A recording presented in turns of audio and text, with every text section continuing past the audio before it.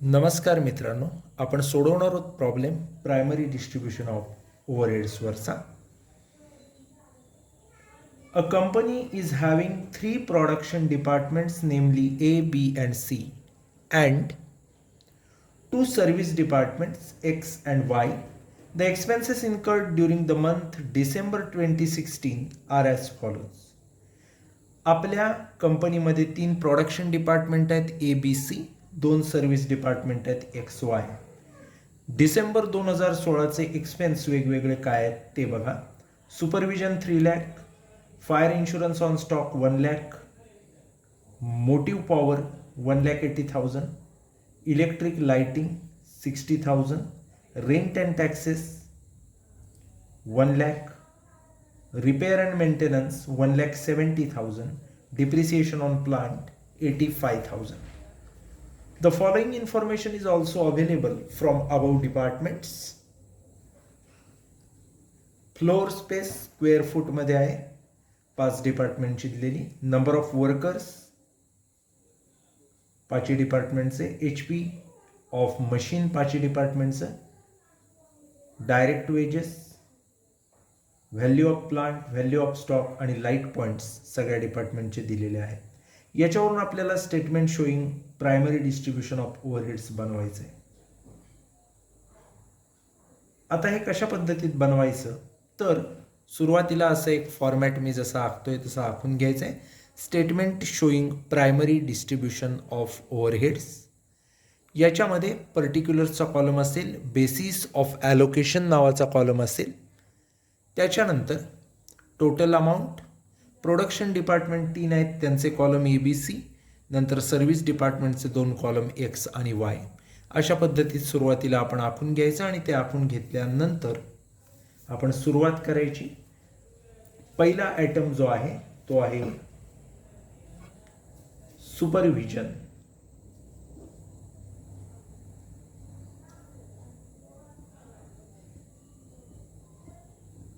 पर्टिक्युलर्समध्ये लिहायचं supervision. Basis of allocation. आता हे चार्ट आपल्याला पाठ करणं गरजेचं असतं बेसिस ऑफ ॲलोकेशनचा, जो मी PDF स्वरूपामध्ये तुम्हाला प्रॉब्लेम बरोबरच या गुगल क्लासरूमला दिलेला आहे. त्याच्यामध्ये बेसिस ऑफ ॲलोकेशन सुपरविजनचं काय असतं तर नंबर ऑफ वर्कर्सच्या बेसिसवर सुपरविजनचं ॲलोकेशन केलं जातं. त्यामुळे नंबर ऑफ वर्कर्स हे बेसिस असणार आहे. आता टोटल जर आपण बघितली तर टोटल किती अमाऊंट दिले सुपरविजनची 3 लाख. आता हे वाटत असताना नंबर ऑफ वर्कर्स खालती जर बघितले तर 200, 100, 100, 150, 50 अशा पद्धतीत तुम्हाला आढळून येतील. त्यामुळं इथं करत असताना कशा पद्धतीनं वर्किंग करून घ्यायचं बघा. वर्किंग करत असताना नंबर ऑफ वर्कर्स बघा. नंबर ऑफ वर्कर्स किती दिलेत तर आपली डिपार्टमेंट आहेत A, B, C, D आणि E. नंबर ऑफ वर्कर्स किती दिलेत तर पहिले दिलेत 200, 100, 100, 150 आणि 50. सगळ्यांवरचा 0 पहिला मी एक एक घालवला कारण आता आपण रेशो काढतोय. आता 5 हा आकडा सगळ्यात छोटा आहे बघा. जे शिल्लक राहिले त्यात 20, 10, 10, 10 आणि 5. 5 सगळ्याला भाग जातोय. 5 चोक 20, 5 दून 10, 5 दून 10, 5 त्रिक 15 आणि 5 एके 5. म्हणजे फायनल रेशो काय आला 4, 2, 2, 3, 1. त्या पद्धतीत घ्यायचं. रेशो इथे लिहून घ्यायचा नंबर ऑफ वर्कर्सच्या खाली कंसात. काय रेशो आपण काढलाय 4, 2, 2, 3, 1. 4, 2, 2, 3, 1. आता या रेशोत कसं वाटायचं तर अगदी सोपं आहे. जे काय तुमचं आलेलं आहे 3 लाख ते आपल्याला 4 ने 2 6 ने 2 8 ने 3 11 ने 1 12 भागायचे 3 लाखाला. 3,00,000 भागिले 12 तुम्ही केला की तुम्हाला किती मिळतील? तर तुम्हाला 25,000 रुपये मिळतील. ज्याचा रेशो 1 आहे त्याला हे 25,000 द्यायचे वायला. आता सुरुवातीपासून जायचं. 4 रेशो आहे त्याला किती येतील? एकचं उत्तर आलं 25,000. 25 चोक 100. 1ला म्हणजे एला येतील 1,00,000. 2 आहे त्याला किती? तर 25 2 50,000 बीला जातील. 2 आहे त्याला म्हणजेच सीला पण 50,000 होतील. 3 आहे त्याला 25 त्रिक 75,000 एक्सला जातील. आणि वायला 1 असल्यामुळं 25,000 काय झालेत? आलेत. काय केलं आपण? रेशोची टोटल केली. 4 ने 2 6 ने 2 8 ने 11 ने 1 12. 3,00,000 जे टोटल त्याला 12 ने भागलं म्हणजे 1चं उत्तर मिळालं 25,000. ते वायचा 1 आहे त्यामुळे 25,000 लिहिलं. एचा किती आहे? 4 आहे पहिला. 25 चोक 100 1,00,000. बीचा किती आहे? 2 2 नंबरला. 25 2 50. सीचा पण 2 25 2 50. एक्सचा किती आहे? तर 3 आहे. 25 त्रिक 75 आणि वायचा 1च आहे त्यामुळे 25 1 25. अशा पद्धतीत हे आपण काय केलेलं आहे? वाटप केलेलं आहे. सुपरविजन नंतर दुसरा आयटम आपल्याला घ्यायचा आहे fire insurance on stock. Fire insurance on stock हा घेत असताना हे कशात वाटायचं असतं? तर व्हॅल्यू ऑफ स्टॉक याच्या बेसिसवर. आणि व्हॅल्यू ऑफ स्टॉक जर आपण बघितलं तर आपल्याला दिलेलं आहे 3च डिपार्टमेंटचं दिलंय कारण सर्व्हिस डिपार्टमेंटला स्टॉक नसतो. 1,50,000 90,000 60,000 अशा पद्धतीत दिलं. बघा व्हॅल्यू ऑफ स्टॉक.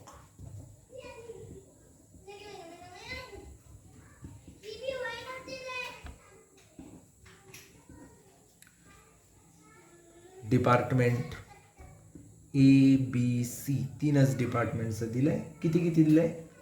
तर सरळ दिलंय 1,50,000 पहिल्या एचं. बीचं दिलंय आपल्याला 90,000 आणि सीचं दिलंय आपल्याला 60,000. 4 4 0 हलवायला काही हरकत नाही. 3 न भाग जातो 15ला पण 9ला पण 6ला पण. 3 5 15 3 त्रिक 9 आणि 3 2 6 5 3 2 असा आपला काय येईल? रेशो येईल. त्यामुळं 5 3 2 रेशो घ्यायचा आहे. 5 3 2 काय आहे अमाऊंट बघा. तर अमाऊंट बघितली आपण फायर इन्शुरन्स ऑफ स्टॉकची तर ती आहे 1,00,000.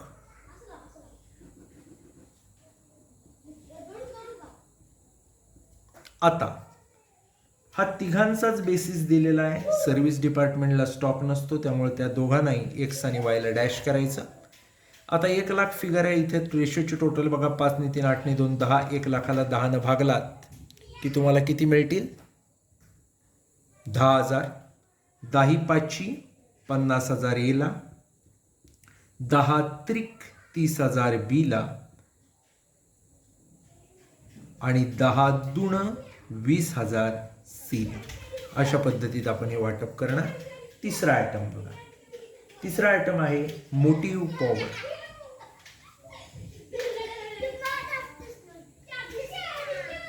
मोटिव्ह पॉवर कोणत्या बेसवर वाटतात? तर आपल्या सगळ्यांना माहिती आहे motive power he HP of मशीनच्या बेसिसवर वापरली जाते.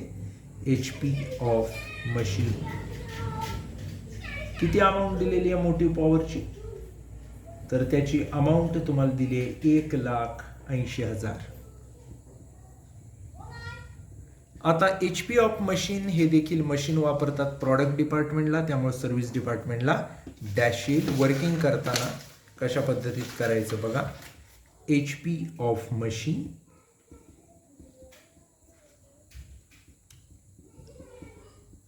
आता HP ऑफ मशीन वापरत असताना आपण 3च डिपार्टमेंट इथे घेणार ए बी आणि सी. कसं घ्यायचं? तर आपल्याला क्लिअरली दिलेलं आहे 80 50 आणि 20. एचं 80 बीचं 50 सीचं 20.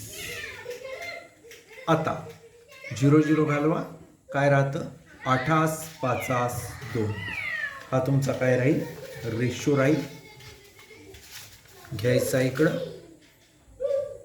8 5 2, 8 नी 5 13 आणि 2 15. 1,80,000ला 15 भागलं की किती राहतात? तर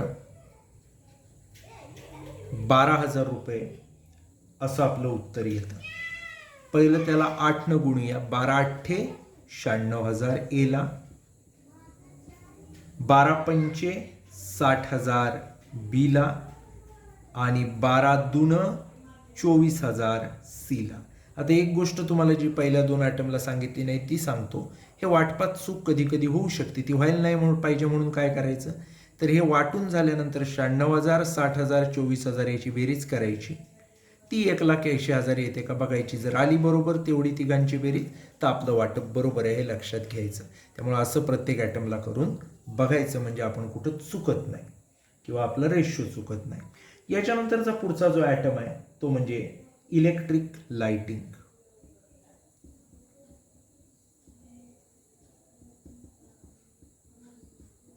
कशाच्या बेसिसवर आपण इलेक्ट्रिक लाइटिंग वाटायची असते, तर इलेक्ट्रिक लाइटिंग वाटायची असते लाईट पॉइंट्सच्या बेसिसवर. आणि हे लाईट पॉइंट्स आपल्याला दिलेले आहेत बघा प्रॉब्लेममध्ये. लाईट पॉइंट्स देत असताना आपल्याला दिलेले आहेत 40 20 20 10 10 अशा पद्धतीने दिलेले. आपण वर्किंग करायचं इकडं लाईट पॉइंट्सचं.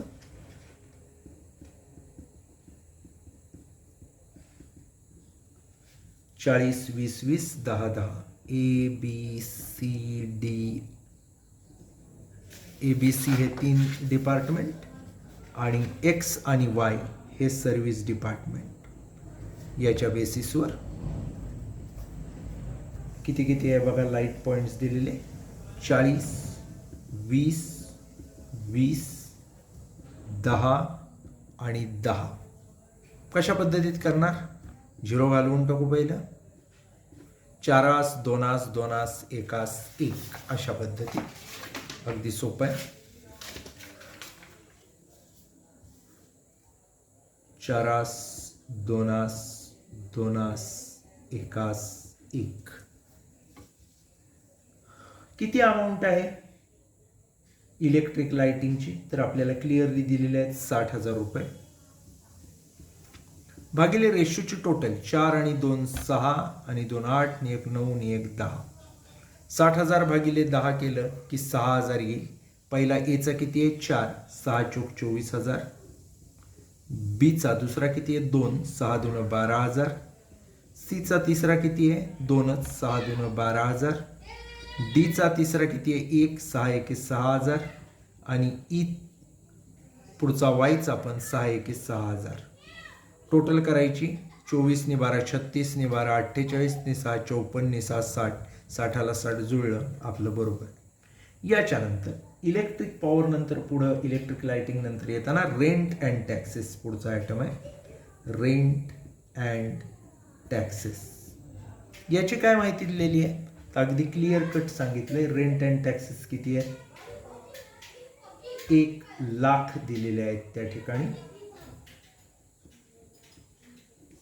आता हे जे 1,00,000चे रेंट अँड टॅक्सेस दिलेले आहेत ते आपल्याला कोणत्या रेशोत वाटायचे असतात, तर आपल्याला तेही दिलेलं आहे स्क्वेअर फूट फ्लोर एरियाच्या बेसिसवर.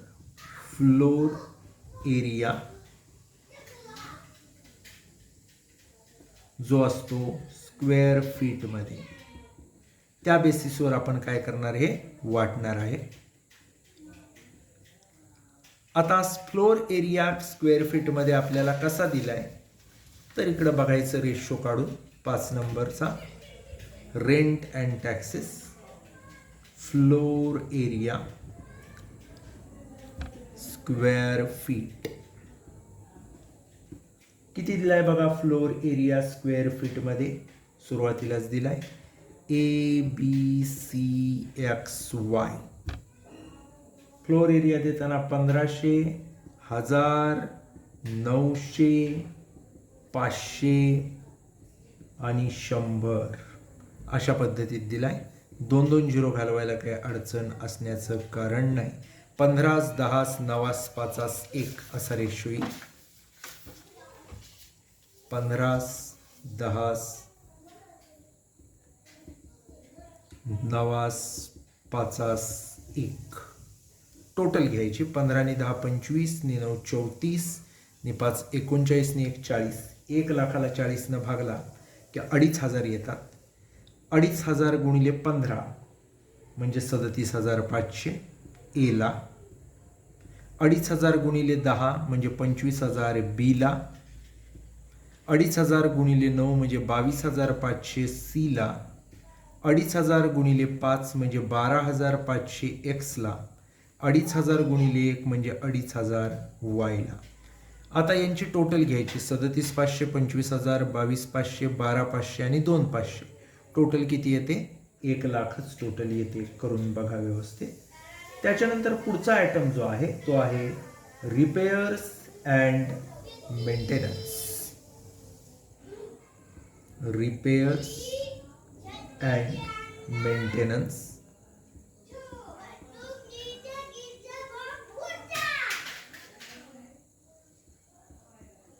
हा रिपेअर्स अँड मेंटेनन्स हा व्हॅल्यू ऑफ प्लांट याच्यावरती घेतला जातो आणि याची अमाऊंट आपल्याला क्लिअर दिली आहे 1,70,000. आता कसा घ्यायचा तर आपल्याला वर्किंग करावं लागेल त्याचं देखील. व्हॅल्यू ऑफ प्लांट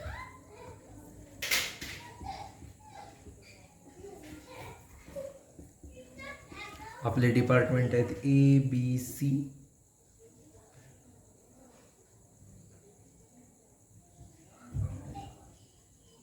आणि 2 सर्व्हिस डिपार्टमेंट X आणि Y.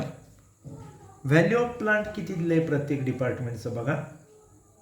1,20,000 एचं, 90,000 बीचं, सीचं बघा 60,000, डीचं 30,000, डी म्हणजे एक्सचं, आणि वायचं बघितला की ते आहे 40,000. इथं देखील बघा 4 झिरो घालवायला काही हरकत नाही.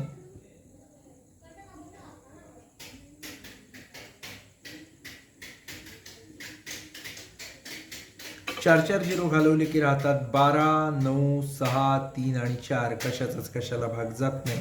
त्यामुळे 12, 9, 6, 3 आणि 4 जसेच्या तसे आपण घेणार. 12, 9, 6, 3 आणि 4. 12 ने 9 21, ने 6 27, ने 3 30 आणि 4 34. अशा पद्धतीने हे येतं. त्याला आता काय करायचं, 1,70,000ला 34 भागायचं. 34 आपण जर 1,70,000ला भागलं तर आपल्याला 5,000 रुपये असं उत्तर मिळतं.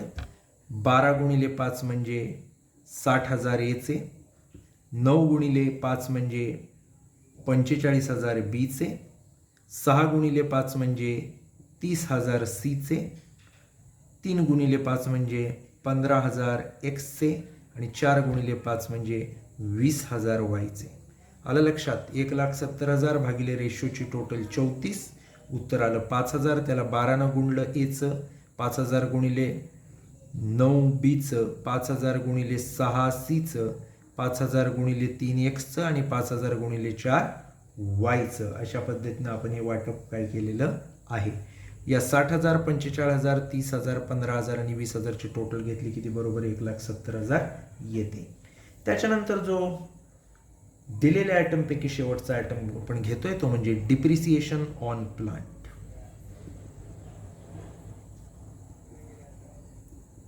याची वर्किंग नोट करायची गरज नाहीये. अमाऊंट किती दिली आहे बघा 85,000. कारण डिप्रिसिएशन ऑन प्लांट हे पण आपण व्हॅल्यू ऑफ प्लांटवरच वाटणार आहोत आणि ते आत्ताच आपण काढलेलं आहे. व्हॅल्यू ऑफ प्लांट म्हणायचं. कंसात आपण रेशो ऑलरेडी काढला आहे तोच 12, 9, 6, 3, 4. टोटल किती रेशोची आत्ता केली तेवढीच. 12 ने 9 21, ने 6 27, ने 3 30 आणि 4 34. 34 न जर 85,000ला भागलात तर येतील 2,500. 12 गुणिले 2,500 म्हणजे 30,000 एचे, 9 गुणिले 2,500 म्हणजे 22,500 बीचे, 6 गुणिले 2,500 म्हणजे 15,000 सीचे, 3 गुणिले 2,500 7,500 एक्सचे, 4 गुणिले 2,500 म्हणजे 10,000 वायचे. अशा पद्धतीने 30, 22,500, 15, 7,500 आणि 10,000 याची जर टोटल घेतलात तर ते 85,000 काय होतात येतात. अशा पद्धतीत हे एकदा का वाटप झालं की काही गोष्टी आपल्याला वेगळ्या घ्याव्या लागतात. डायरेक्ट वेजेस नावाचा एक आयटम दिलेला आहे बघा. तो आयटम जर दिलेला असेल, तो आयटम म्हणजे कोणता, तर डायरेक्ट वेजेस या नावाचा आयटम जर आपल्याला दिलेला असेल प्रॉब्लेममध्ये, तर अशा वेळेला जो डायरेक्ट वेजेस नावाचा आयटम आपल्याला दिलेला आहे तो, त्याचप्रमाणे डायरेक्ट मटेरियल्स नावाचा आयटम दिला असेल तर तो आयटम हे आपल्याला जसेच्या तसे सर्व्हिस डिपार्टमेंटला काय करावे लागतात, घ्यावे लागतात. म्हणजे काय ते बघा. आता इथं दिलंय काय, तर डायरेक्ट वेजेस नावाचा आयटम आपल्याला खाली वाटायच्या आयटममध्ये दिलाय. कोणाकोणाचा दिलाय, तर सगळ्या 5 डिपार्टमेंटचा दिलाय. एला 30,000, बीला 20,000, सीला 20,000, डी एक्सला 10,000 आणि वायला 10,000. घेताना आपण फक्त जे सर्व्हिस डिपार्टमेंट आहेत एक्स आणि वाय त्यांचे डायरेक्ट वेजेस इथं पण जसेच्या तसे घेणार. कसं बघा, डायरेक्ट वेजेस या तिघांचे घ्यायचा काही संबंध नाही, चौघांचे, कारण तिघांचे ABCचे, कारण ती प्रॉडक्ट डिपार्टमेंट आहे. घ्यायचेत कोणाचे आपल्याला, तर घ्यायचेत फक्त आणि फक्त वायचे. आणि इथं म्हणायचे डायरेक्ट बेसिसमध्ये. अमाऊंट किती घ्यायचे, तर अमाऊंट घेत असताना घ्यायचेत फक्त 20,000 रुपये. का 20,000, तर सर्व्हिस डिपार्टमेंटचे 10 आणि 10 म्हणजे 20 दिलेले आहेत आपल्याला प्रॉब्लेममध्ये. त्यामुळं तेच 10 आणि 10,000 आपण काय करणार, घेणार एक्स आणि वाय डिपार्टमेंटचे. तर अशा पद्धतीने हा प्रॉब्लेम आपण सोडवला आहे. शेवटची गोष्ट प्रॉब्लेममधली आपल्याला जी करायची असते ती म्हणजे टोटल्स. पहिली टोटल कॉलमची टोटल करायची. किती येते बघा, 10,15,000 येते का बघा. त्याच्यानंतर एच्या कॉलमची टोटल करा, 3,97,500 कॅल्सीवर व्यवस्थित टोटल करा. बीच्या कॉलमची बघा किती येते, 2,44,500. सीच्या कॉलमची बघा 1,73,500. एक्सची बघा 1,26,000 आणि वायची बघा 73,500. एक गोष्ट लक्षात ठेवायची, 3,97,500, 2,44,500, 1,73,500, 1,26 आणि 73,500 या 5 आकड्यांची टोटल घेतलीत तर ती 10,15,000च येईल. हे झालं तर आपला प्रॉब्लेम बरोबर आहे. वाटायला कुठं आपण चुकलो नाही हे समजायचं. त्यामुळं तुम्हाला जी PDF मी अपलोड केली बेसिस ऑफ ॲलोकेशन ती पहिली व्यवस्थित बघून घ्या आणि नंतर हा प्रॉब्लेम सोडवा. म्हणजे कुठला आयटम कुठल्यामध्ये वाटायचा हे आपल्याला कळेल, काय बेसिसवर वाटायचा हे कळेल. आणि रेशो पहिला काढून घ्यायचा. जसे आपण हे वर्किंग्जमध्ये वेगवेगळे रेशो काढलेले आहेत, नंबर ऑफ वर्कर्सपासून ते व्हॅल्यू ऑफ प्लांटपर्यंत. आणि एकदा का रेशो काढला की रेशोची टोटल करायची, त्यानं दिलेल्या टोटल अमाऊंटला भागायचं म्हणजे एकची अमाऊंट मिळते. त्या एकच्या अमाऊंटनं त्या रेशोनं गुणून आपण काय करू शकतो, वाटायची अमाऊंट कॅल्क्युलेट या ठिकाणी करू शकतो. या ठिकाणी आपण थांबूयात.